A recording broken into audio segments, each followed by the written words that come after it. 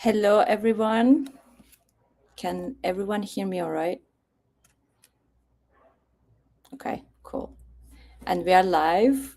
Thanks for tuning in, taking the time to today's live stream.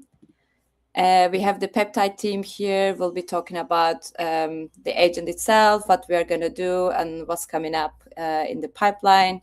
But before diving in, just some background on the current ignition sale.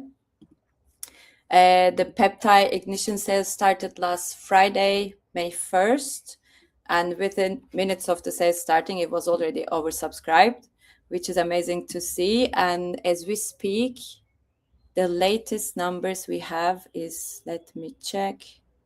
We have currently 13.9x oversubscriptions and over 690K USDC committed by over 800 participants. So super, super amazing to see. Sale still continues. Sale ends Thursday, May 14th at 1 p.m. UTC. So it's going to be next week. There is still time to participate in the sale. So you can still go check it out on AppBio XYZ. And just as a side note as well, staking bio is one of the best ways right now to secure an allocation in the sale, as 20% of the total token supply will be airdropped to bio stakers at TGE. So go check it out. There's still time until May 14. And we'll also share more information on this one on our socials and in Discord. So keep an eye out. And with that, just to kick things off, I'm going to hand it over to Ella from Molecule Labs. Yeah. Hi, thank you so much, Edda. And nice to be on this call, everyone. It's always so funny doing a live stream because there are audience out there existing. But we've got a chat if you guys want to comment. We're always open to answer questions. But yeah, just a massive thank you to everyone for joining. Obviously, as Edda was saying, the Peptide sale took off last week.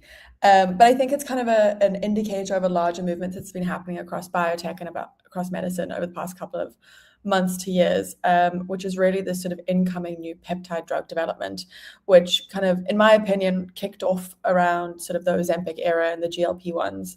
And it really started this look from biotech into what peptides could do for health and how they might offer new sort of drug development candidates.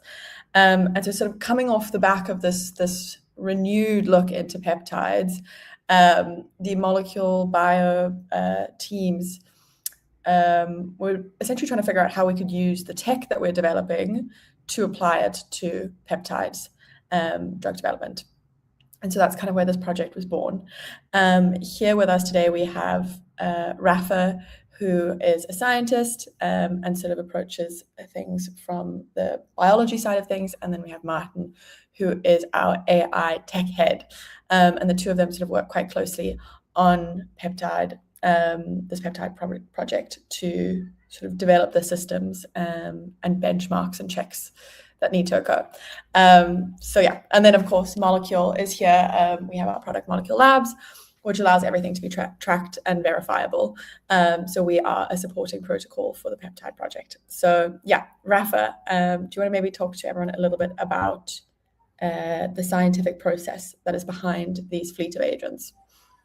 Yeah, 100%. So maybe just to start on why peptides, it's because really peptides sit in some sort of like a sweet spot where they're more specific than small molecules. They're sometimes cheaper to synthesize, they're less immunogenic, and basically we can also work with non-canonical amino acids, which are non-natural forms of amino acids. So you can engineer them for stability, for selectivity, for half-life properties that sometimes natural amino acids don't have. And as you mentioned, Ella, the field is exploding right now. There's GLP-1 agonists like semaglutide, which are the best drugs in the drug class in the world right now. For peptide, we're starting with 3 lead targets. We start with the OX2R. It's also called the orexin receptor 2, which is implicated in sleep disorders, ADHD, narcolepsy. Basically, we already, with Bioprotocol, published a computational feasibility assessment for a first candidate, an 18 residue peptide agonist. And we also have an improved version called the OX2R-S1 that increases the stability and also the pharmacokinetics. So a starting proof of concept for peptide to put peptide on the map. We also work with the KIS1R receptor or kispeptin receptor, which controls the reproductive hormone axis. It's involved in fertility. And they're one of the first ones that will be sent to the wet lab, and it's an underserved area clinically. So there's limited treatment options here. That's also why we picked it. And we also have the GLP-1 receptor.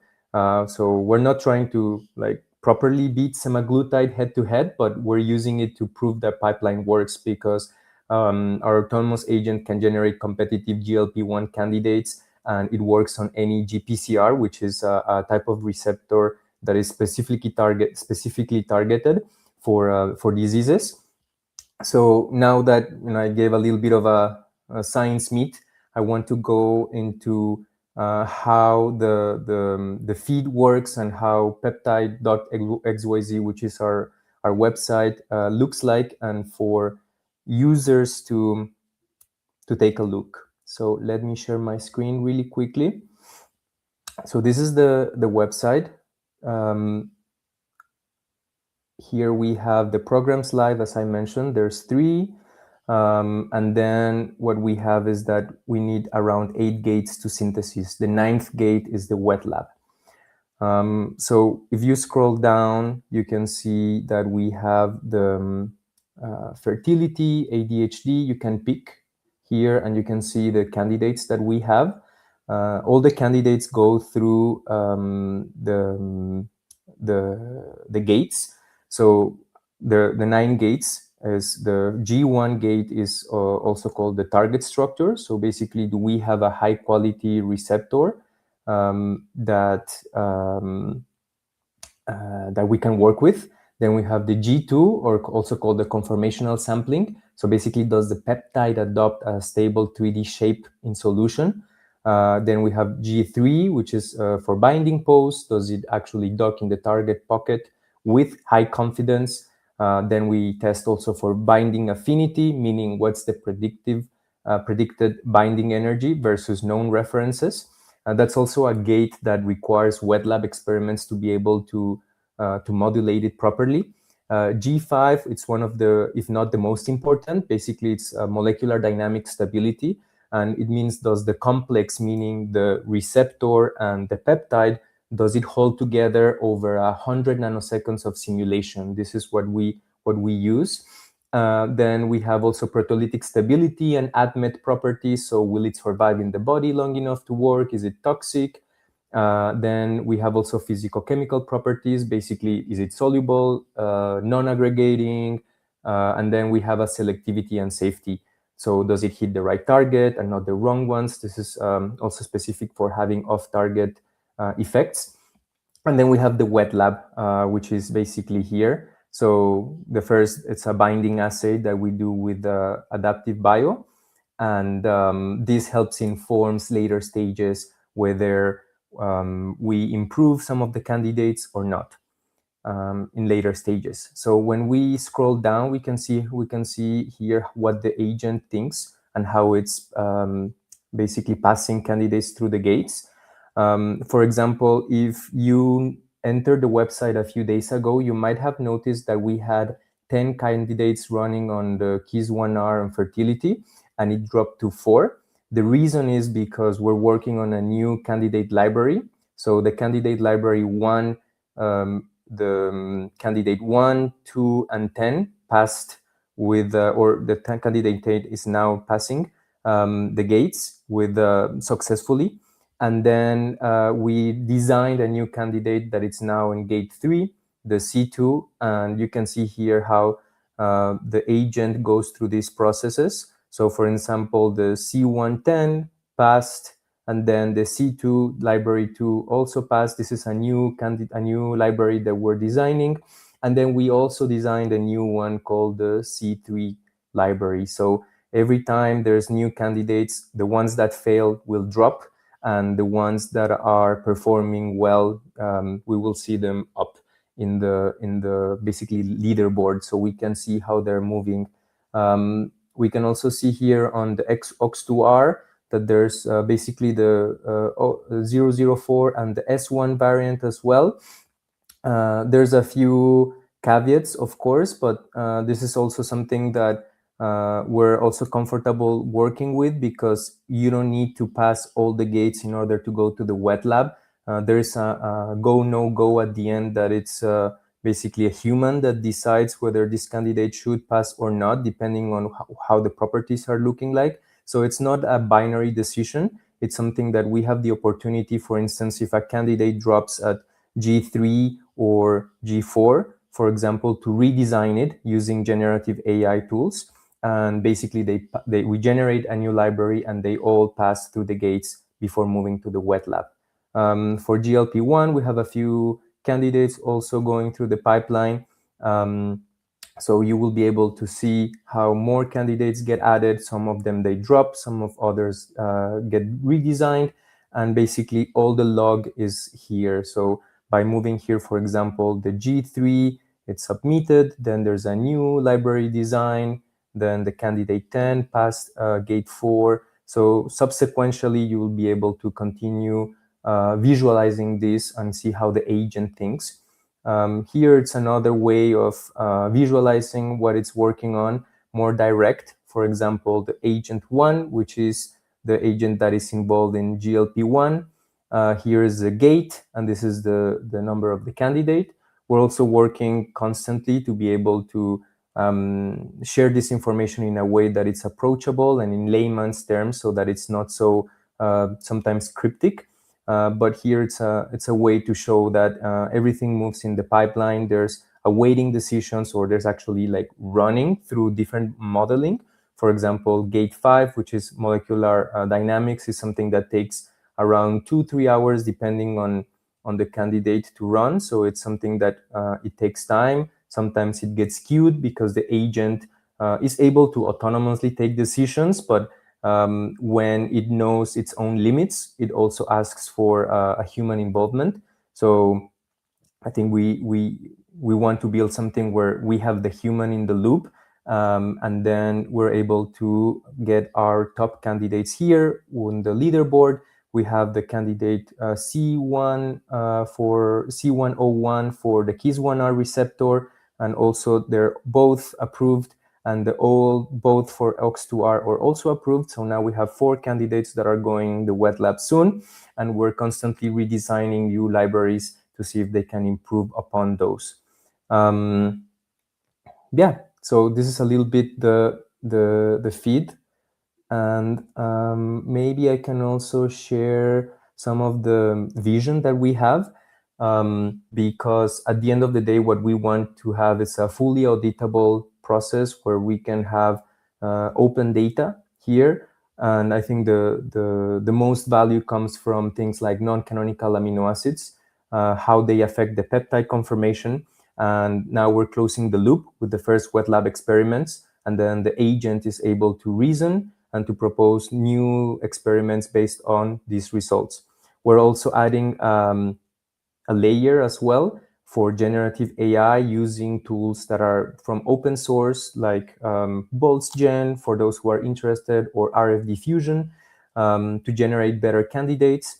And also we have a screening, ADMET screening that is done for each of the candidates before they reach the wet lab, before gate 9. So yeah, maybe I will now leave the microphone or the space for Martin, who can tell us a little bit about more the architecture and how it works. And we can then continue with some questions. Perfect. Thanks, Rafa. Yes, so I'll share my screen to have a bit of a backdrop before then picking up from where Rafa left off.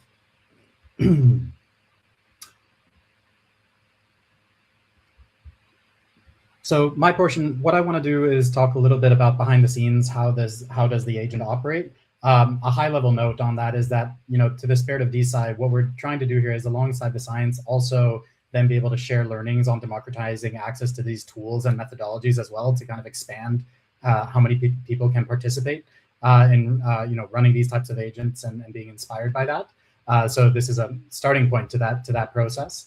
And so to start things off, I'll start at the website, as Rafa was referencing that already, and I'll go down here to the gates just to speak to that side of things first. So really what we wanted to do was, having noted a few of the recent developments on the AI side, we wanted to find a way where we could coherently have an agent that can move through these gates and be able to do so using the best possible AI science tools at any point in time, having optionality around that as new things develop. And then importantly, also being able to play with the level of autonomy. So one thing I want to note just up front is that I think it's worthwhile to almost frame this similarly to how people talk about autonomy when driving, where you can have different levels of autonomy relative to how much the human is involved. So that might be an interesting kind of framing. And I think what we're doing with this journey is learning what is the right balance there, so that you can achieve more and more scale, essentially, but still ensure kind of the quality control through that process. So that's been a great journey so far, and something that we want to report on as we continue, just to be able to kind of set a let's say a baseline with a clear kind of true goal as an outcome, where it is taking these candidates through the quality gates and through to the wet lab. So moving over to then the more kind of visual view of what's happening behind the scenes. With these gates, essentially what I wanted to highlight here were a few of the different pieces that we're looking to bring together, and then I'll move on to the behind the scenes of how the agent is structured to do so. So essentially, the quality gates give us this kind of repeatable process that the agents travel through. And as they travel through them, at the bottom here, they're using different scientific tools, AI tools, that are available. Currently, as you'll see here, the bio team developed a great tool in BioS that is used in the early phases to help source the candidates and so on. And then we've been working with a great team at Lightfold to use computational science tools that they've made available to walk through the follow-on gates. And then, as Rafa mentioned, for the wet lab, it's then where Adaptive Bio have built an API-based approach where we can then, the agent can essentially take its findings and find the top candidates and hand that off to the wet lab in a programmatic environment. And alongside using those science tools, it'll also be reporting what it's doing to Molecule Labs, which is then the on-chain lab where it can keep track of developments. I'll get back to that in a moment. And then for those of you who have been watching closely, you might have seen the experiment that was Beach Science. Now, just as a bit of a preview statement there's a V2 of this in the works, which will speak to part of the community engagement. I'll leave that for a later conversation. But that's just to say that there will be new, let's say, capabilities for how the agent can speak to the community that are being worked on there that we'll be aiming to integrate over time. And so to achieve all this, I think what was very exciting in the AI space, for many of you who have been following, I think in November, December last year, there was really a kind of, let's say, new level of capability that was demonstrated, notably with the continued takeoff of tools like Claude Code. But then also, towards the latter half of last year, you saw OpenClaw and its, stratospheric, let's say, rise to prominence. And so when it comes to the approach that we've taken, what was really exciting there, and what I think this OpenClaw concept showed, was that this new layer on top of a lot of these agentic tools had emerged, which presented itself as a very interesting opportunity, specifically when applied within the scientific research context. And so I want to take a step back just to briefly explain that high level, to then dive into how we apply it. And Andre Carpathy, a while back, tweeted about this kind of new claw harness. Now, OpenClaw kind of, I guess, pioneered this, but you've seen now things like Moose Research's Hermes agent, and Anthropic themselves incorporating a lot of OpenClaw style capabilities. And I think that just goes to show kind of how powerful a UX this new layer is providing. And core to how we're approaching things on the PeptAI side is that it, fundamentally what I think it gives you is really optionality. And what I mean by that is that, by having this claw harness, you choose where it's going to be hosted. You can choose what models it's using. You can choose what skills it's using. And very importantly, it can have channels through to where, the different, for example, human experts that you want to reach out to are used to communicating. And so that's where, when you take all of that together, it becomes a very powerful new vehicle for this type of work.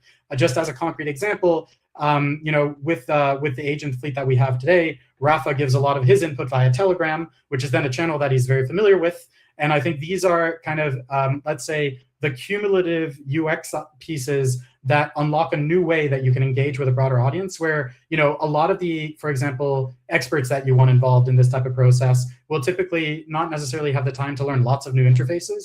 So the fact that this can basically be put into their existing workflows, and it has, a proven track record of how that's been achieved, is a big unlock for enabling what we're trying to do here.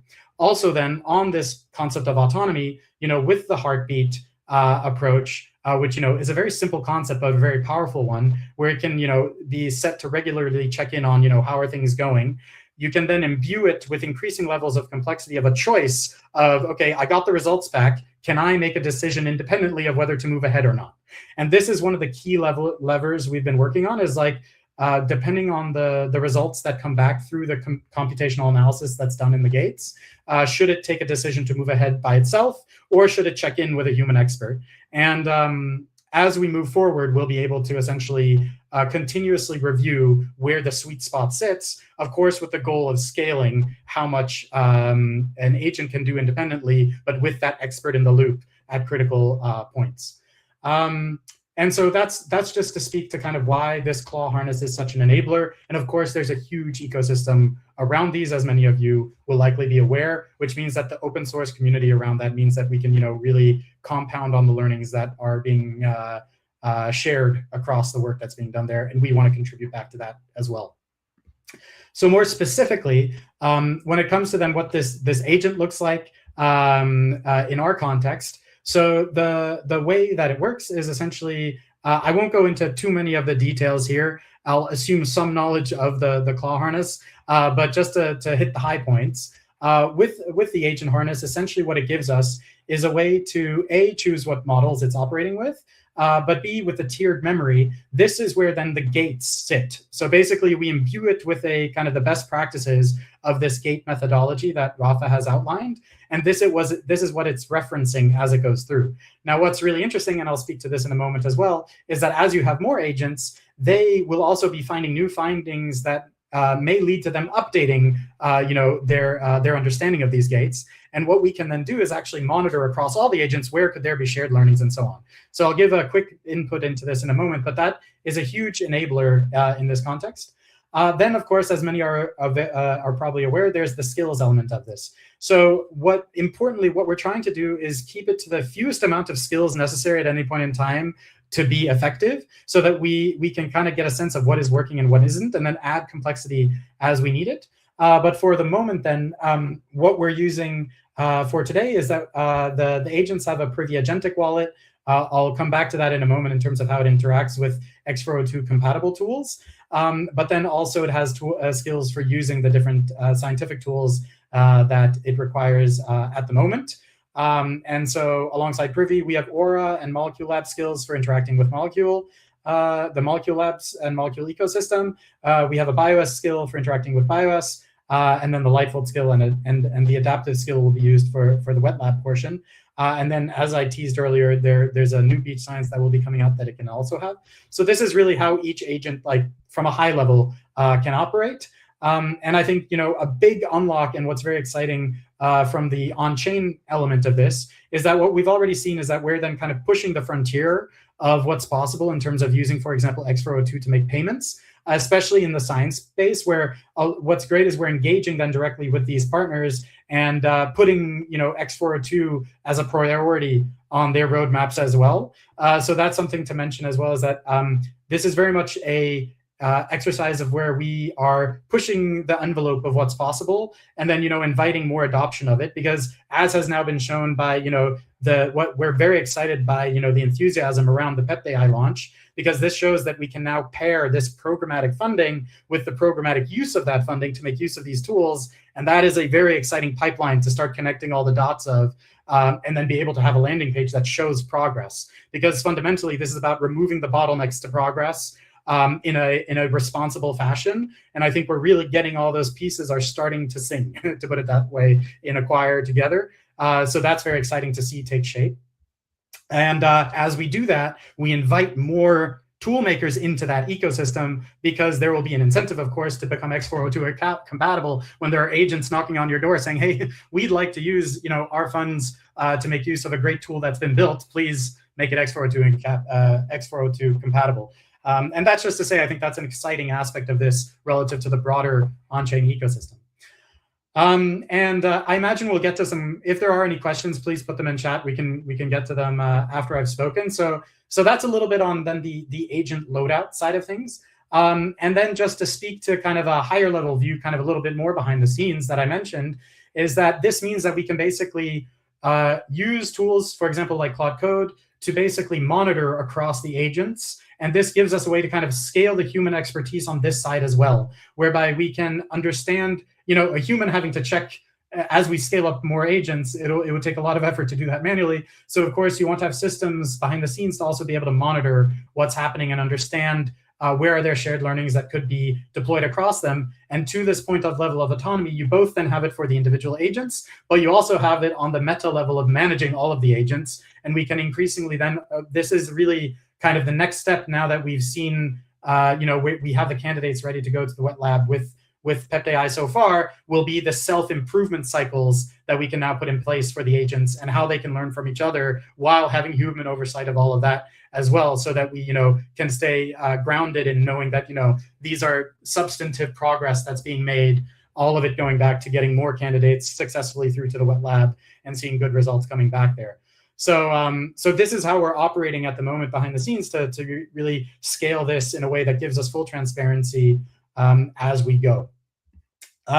So what I wanted to speak to just as an example from the website is that alongside then seeing the gates here and the overview, we then the agents have already then used X402 to set up their Molecule labs, which is very cool, because Molecule, being a pioneer in this space, are X402 compatible for setting up labs. And this is where it will then document kind of its work. And one thing I wanted to note is we'll be working on the cadence of how to balance what you can see, on the site with kind of live information and what should be documented in the lab, because every gate, publishing every gate might be, it might create, so much of a pipeline that it might be overwhelming for someone seeing it. So right now we might start by, for example, our goal will be on Friday to capture a lot of what Rafa mentioned, for example, with this new library that's coming out, the reasoning behind that from the agent, and have it publish an announcement there. Possibly on a weekly cadence to start with. But this is also where we'd love community feedback, like, maybe there's an appetite to see more frequent updates. And I think Ella will speak to this in a moment, but the great thing is that this gives us that starting point of having an on-chain verifiable audit trail of what the agent has done.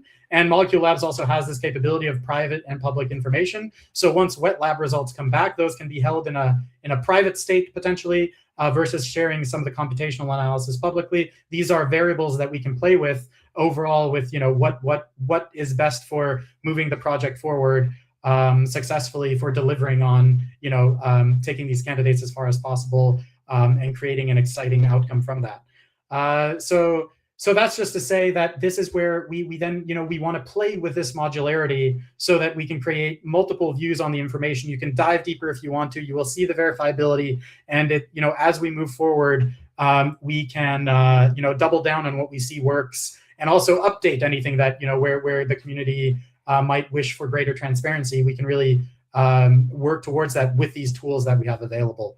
And one other example, just to mention on that, kind of jumping back to this piece, is that we're also very excited because, there's new capabilities coming out, at a very high pace now, with people exploring new models that can be used, that could be relevant to these different gates. And the great thing with these agents is that we can then, for example, fork them and test a new pipeline with new tools and see, did it improve against a baseline? And this becomes not trivial, but we've built out the infrastructure to make this possible to do very rapidly, so that we can now move into this, self-learning phase that could then, create models based on the data that it's getting back, look at how can it plug into, DeSci primitives that have been built over the times with new types of community input and so on. I think, there's a lot of exciting work that's gone into building tooling that these agents then are hungry to make use of and test, but always tying it back to these high-level optimizing towards these outcomes that then can be verified in the wet lab. So that's really diving through that side of things. And then another element that I think is worth highlighting is, Paul, the co-founder and across both bio and molecule and the kind of, steering the ship in many ways across these two initiatives. One of the exciting pieces there is that he's posted about some of the work already. And I just wanted to highlight that, this got 734,000 views. And I think what's really exciting about this portion is to say that it opens up for a whole new paradigm of how you can aggregate feedback to what is happening. And we invite both positive and critical feedback, I'd like to say, because that allows us to then feed that back to the agent. And beauty with these agents is they have no ego. So if you critique them very harshly, that is great, because that allows us to stay true to saying, okay, thank you for that. We can incorporate it. So this is what we want to try to do. If this work is put out into the world and there's people who then give feedback on like, this is a terrible idea, this is a good idea, that can be incorporated into this entire pipeline. And because of the agentic nature, we can fork, we can update, we can move very quickly at that scale. And I think that's very exciting, because a lot of this, traditionally was siloed, was very small communities. And this gives us a way to invite a lot of eyes across this work and incorporate that learning as we go in a transparent way. And then coming back to the Mall Lab, we can also then, look to how can we even say, we've been monitoring across feedback and that influenced these announcements. This is all the variables that we want to play with going forward. And then always with a view to how do we improve, the outcomes with the agents that we have available. So those are some of the pieces that I wanted to introduce today. And as I mentioned, very happy to both get feedback, but also answering questions. And I really see this as an opportunity to have the technology that allows us to meet the scale of both the speed of scientific AI, but also scale up the community feedback aspect of it and be able to use programmatic funding to really enable all of that. So I'm very excited to see the progress and the excitement around the launch of the Ignition sale. So yeah, love to hear back from the community. And with that, I imagine I will hand it back to Ella. Yes, you've done such a good job of explaining everything. I always find that you have a perfect balance of technical and also grounded explanation. So thank you so much for that, Martin. And you also did a really great sort of intro of how Molecule and Molecule Labs fits in. But yeah, for those of you who don't know, Molecule has been in the DeSci ecosystem for, I think maybe like 6 years now. Sort of started bio spun out of Molecule, and we've always been really focused around building sort of the IP protocol sort of pipeline from proof of invention to IP NFT to intellectual property tokens. I saw they were mentioned even in one of the questions, and that it has all been great. But after sort of being in the DeSci ecosystem for a while, we saw a much bigger need, to Martin's point, of ways to track and trace the projects that were spinning out of the DeSci ecosystem. And so that was where our product, Molecule Labs, was kind of born. And we're super excited to sort of help this peptide project and have them use it. They're actually sort of our trial run of an agentic use of Molecule Labs and what that might look like in a sort of agentic world. And I think for me, jeepers, sorry, my light just fell off my table. But for me, I think there is, of course, always, like when you work on being on the bleeding edge of science and the bleeding edge of technology, which is what DeSci is. It's kind of really throwing all of technology's capabilities at science and seeing what clicks, what works. And that is really exciting, but there can also be a stage where people don't really know like what's hype driven, what's legit, and I understand how tricky that can be, which is why I think like meeting the team, like having calls like this where you get to meet Martin and Rafa and the sort of brains behind these projects. I think that's a really helpful like proof point. And then of course wet lab validation, which for those of you who don't know, wet lab, basically you get a wet lab and dry lab is all computational stuff.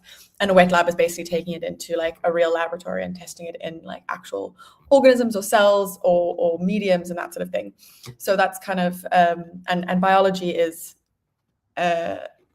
she's a nasty beast, in that sometimes you can predict and computationally model, and then something you put it in a cell and it just doesn't go how you plan it, which is why I think this wet lab validation is very important.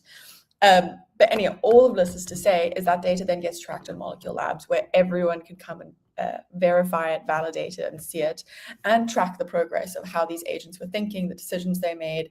And I think, obviously I'm biased, but I think that's quite a critical step in developing these agents, in having a community-led understanding where people contribute to these sort of larger projects, and sort of co-develop drugs together. I mean, honestly, like we're looking to build a community around these projects, and sort of have a greater body of people work on them, and that purely happens through adequate and proper communication where people can connect and see and track and sort of follow a mission. So that is our hope for how Molecule Labs obviously assists in this project. We're very, very excited to sort of have it run out. And I think it's also nice for us to have a room to experiment, you know, sort of Martin and Rafa will shoot out to us and be like, hey, we need this. What would you think of this? And then our product team sort of gets on it. And so I'm very excited for the next couple of months.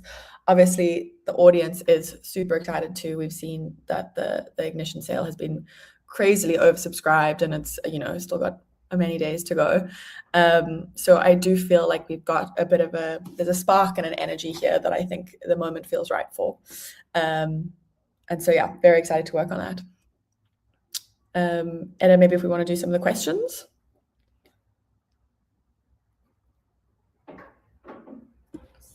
Cool.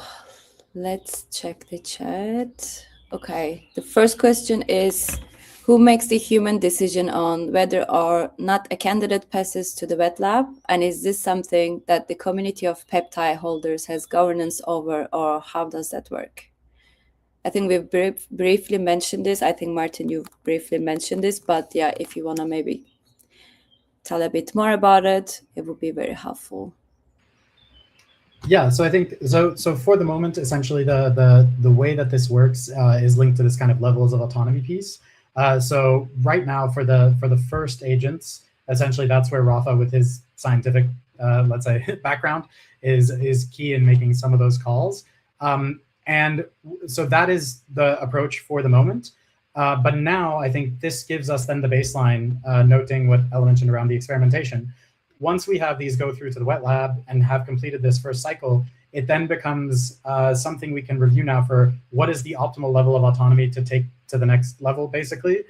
Should there still be this kind of go, no-go call linked to one expert, or is that something that could benefit for new runs in a more community scenario? So I think that's something that will be, that for this first version, it will be focusing on, for the ones that you see on the site currently. Rafa is really sitting in the key role for making that call, but it gives us then the reference point for how much additional autonomy to get, because that's also then, in terms of use of resources, you know, a bigger decision to be made.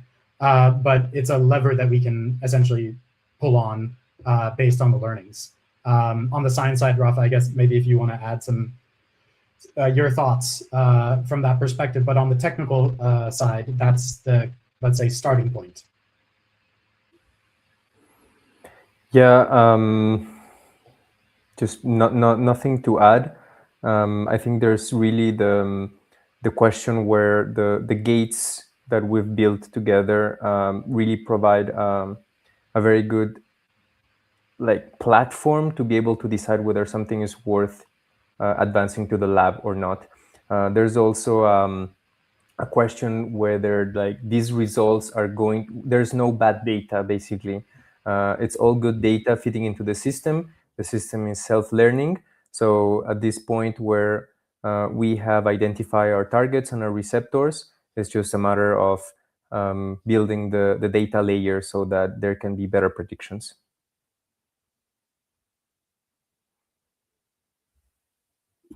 Cool.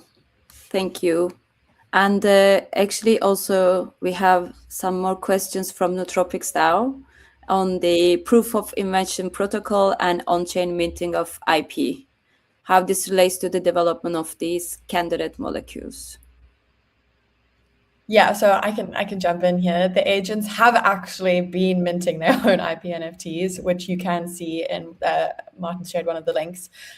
So yeah, they're able to autonomously interact with the molecule protocol and use it in that way. But kind of, I think what I was sort of trying to get to earlier, which is that I think obviously our IP protocol about intellectual property tokens and IP NFTs, they are kind of the rooted core of the molecule protocol, but with Molecule Labs, we're looking to extend things a lot deeper. So sort of looking at access management, encryption, and that sort of thing. So we're trying to offer a bunch of services essentially to these agents. But yes, the agents are out there minting IP NFTs, doing their thing, all also alongside the X402 work.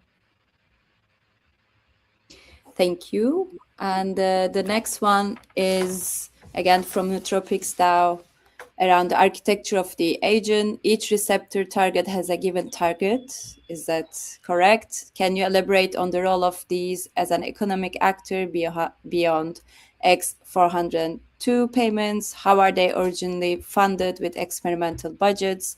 Are they tokenized, or do they accrue any of the commercial utility that results from developments in the experiments that they fund? Rafa, would you like to take that one, or? Yeah, we can also divide it in two. I think Yeah. on the X402, you can take that part. So yes, there's an agent for a receptor right now. There's multiple architectural, let's say, ways in which we're thinking, maybe aggregating and iterating on those ones. But for now, each receptor has an agent, and the agent is able to iterate based on that. There's learnings that are made, and therefore the agent has the most important thing, memory and context, to be able to take decisions and to pass candidates through the gates. And there's right now the sale that we are finalizing, or is going to be finalized in the next 9 days. It's going to leave a 25K budget out of the 50K that are initially raised. Those are going to be all for wet lab experiments. Right now we have given around 10K for the KISS1R receptor, around 7.5K for OX2R, and 5K for the GLP-1s. This is also subject to change, but this might stay as it is. And basically, this is to have the first round of experiments, and then take a decision whether we need a new round of iteration in the candidates. And this is also when we open the channels basically for the community to come with their own receptors or their own targets.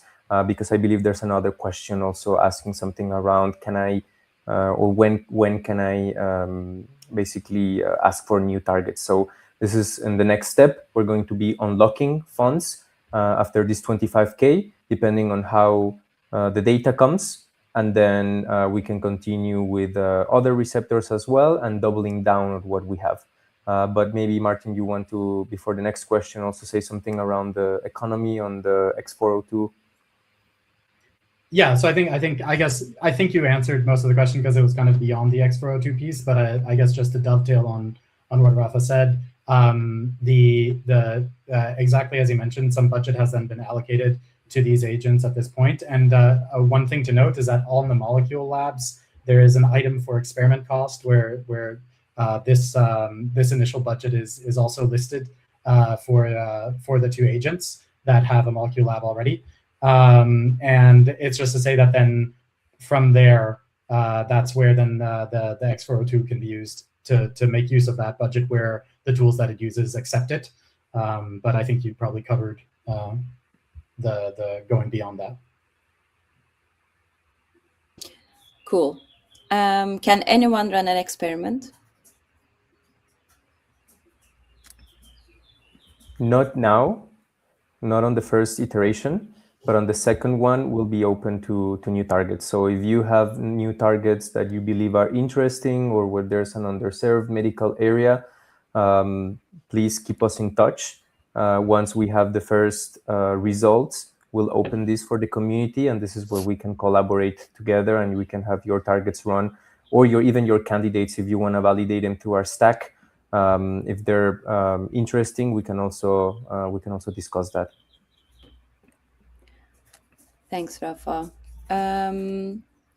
What does a successful launch look like for the Peptide or BioVision in 6 or 12 months from now? What different milestones or timelines would you look and say, this isn't working as well as I hoped it would, or wow, this exceeded my expectations? I can also take part of this one. I think it's a great question, so thank you for that one. Well, I don't think there's like a way where this is not going right, in the sense of it's data at the end of the day is data. So we're publishing data, and this is like the valuable, the most valuable part of it. In general, this is also something that we're thinking about constantly, is what are the assets that can be generated through the pipeline. If it goes the best way, lead candidates can be and assets, peptides basically, can be generated, and then we want to take them up to pre-IND when we have binding assays and CAMP, so basically cell-based assays as well, making sure that there's no off-target effects. And this is usually when pharma can come and we can license them out, or they can like just straight up buy the assets. We have seen this over the last 2 years, has happened in small biotech companies and AI drug discovery companies as well, helping pharma reach out these stages. This would be let's say the best case scenario. And then that's why we also build programmatic funding within our architecture, is because we want to go step by step. So first we unlock a certain part of the funding. We do our first round of experiments, and then we decide, do we change direction? Do we double down? And then do we open this for community, for new targets if the results are positive? So it's quite modular in that sense. But yeah, let's say worst case scenario, we have a very valuable data set on non-canonical amino acids, on peptides and toxicity properties, and basically on prediction power, whether this new generation of the generative AI works or not. So it's all valuable. Martin, do you have anything else? No, I would say my fundamental thing is very much like you mentioned at the very beginning of your answer. I think for me, it's all leading from the data and the science, essentially. Like seeing, I think what's very exciting about this is that we have a pathway to having a programmatically funded journey for AI agents to substantively make progress on taking candidates through to the wet lab and generating that data. And then the possible outcomes of that, as you described. So for me, it's really already now getting this phase underway and getting that first data back will be very exciting. And then over a 6-month period, best case is that that flywheel really takes off, essentially. So I would say, to the degree that we're able to facilitate that, that's really the journey that we want to take, but being very led by, I think there was another question that kind of spoke to, what is the decision on whether this, it was the same question, whether this isn't working or not. That will be very much informed by what we see in the results from the data. So I think that's, my overall approach is setting up this scaffolding so that we can make data-driven decisions, basically. But as you noted, what's great is that even if the data is negative, there are scenarios where that could be interesting data, essentially, for improving models and so on. Amazing. Is there a token tied to Peptide? I can take this one. So currently the Peptide Ignition sale is on Bio's Launchpad. It started last Friday, May 1st, and it's still running for another 9 days. It concludes May 14th. So next week, there's still time to participate in the sale. And after the launch ends, there will be TGE. So you can learn more about it on app Bio XYZ, about the launch itself and the current status. We'll also share the links in the chat if you want to take a look at it. So yes, there will be a token tied to Peptide. We have a follow-up question from Nootropics DAO. One of the ideas behind the agents minting the IP NFTs for the candidate peptides, that the agent keeps part of the initial supply in its own custody and then actually hold further sales themselves to fund subsequent stages of the candidate's pipeline to extend their respective budgets and become at least partially self-funding. I can give a short answer to that. Let me know, Rafa, if you want to dive in. This is very much one where what the right way to answer would be to see. I think you're. It's a very good question, and it let's say looks in a direction that I think, you know, if phase one goes in a promising way, it's one of the levers that becomes possible to pull, to put it that way. So but leading with the data that we get as a result, this is exactly the types of options that become available by leveraging things like leveraging molecule labs, essentially.